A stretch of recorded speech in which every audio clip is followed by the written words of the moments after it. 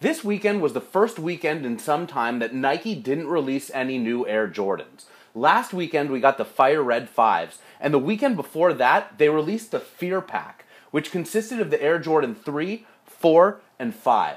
And even though they're considered a pack, the shoes were not sold together. They were sold separately, and the 3s and 4s were available on Nike.com, but the 5s weren't. So you actually had to go to a store and find one that had these shoes, and they were really, really limited. The 3s and 4s sold for a whopping $175 each, and the 5s were $160, which is what the normal rate for Air Jordan Retros has been over the last year. I really think that Nike's testing us to see how much we're willing to spend. These 175 shoes are a little bit higher than the Fire Red 3 that came out just about a month or so ago, and that was $170. So as we creep closer and closer to $200 for retros, don't be surprised if we get there before the end of 2014. So Nike released the 3, 4, and 5 together. These are 3 of the 4 Air Jordans that have visible air bubbles. The 4th would be the 6. And these are also the first 3 Air Jordans that were designed by Tinker Hatfield. And so when you look at these shoes and you say, okay, Fear Pack, what does that really mean? Because at a first glance, there's nothing in these shoes that even looks the same. You actually have to look at the insoles of the shoes, and there's a quote from Michael Jordan. It says, "I'm scared of what I won't become, and you're scared of what I could become." To be honest, I think that that's a pretty weak thing to make a pack of shoes out of, some inspirational quote about fear. I think the only thing to be scared of with these shoes is that Nike's releasing 3 different pairs of retros on the same day, and these days the way these shoes are being released on Twitter, it's impossible to buy one and then go buy the other one. By the time you buy the 3, the pair of 4s is all gone, and now you got to figure out a way to get to the sneaker store to pick up the pair of 5s. Let's have a look at each of these real quick. So it's a grayish, blackish shoe with orange accents. I'm not really surprised that Nike retroed this pair of 3s because we've seen a lot of Air Jordan 3s in the last year.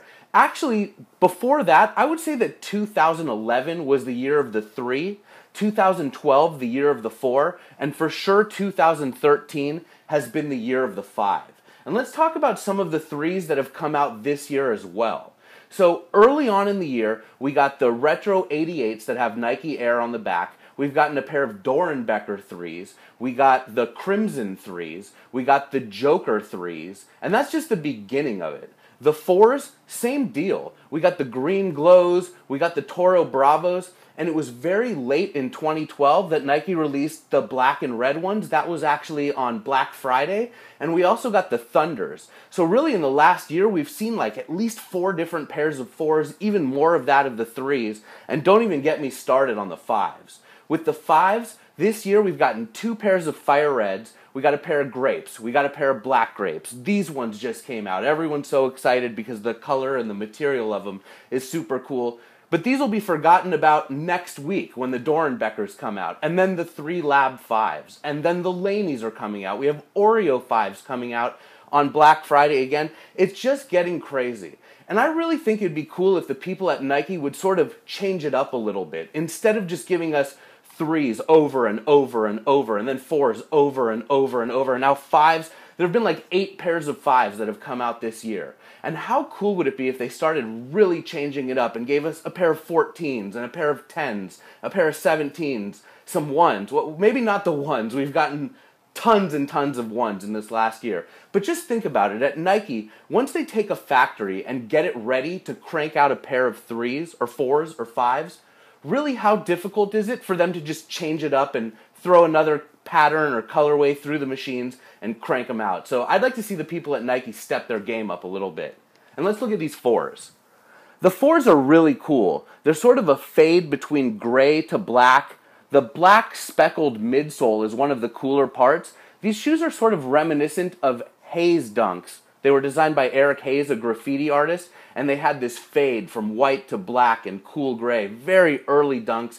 There's a pair of high and lows. Check them out. They look sort of like these shoes. Let's work on the 5s now.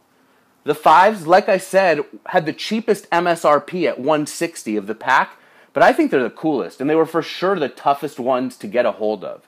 The color on the box says Sequoia, which is a shade of green, but you can see that they're also blackish, grayish. This shoe is sort of a combination of the Army Olives that we got in '06, the Bin 23s, and then I'd say it even has hints of the 3M from the Toro Bravo pack. But they're really sick, no number 23, cool speckled midsole. Love these shoes. If you can find them, I highly suggest getting your hands on the 5s of any of these shoes in the pack. Let's see what Nike's got for us in the future. I hope they start changing it up and issuing more than just the same model shoe in different colors over and over and over again.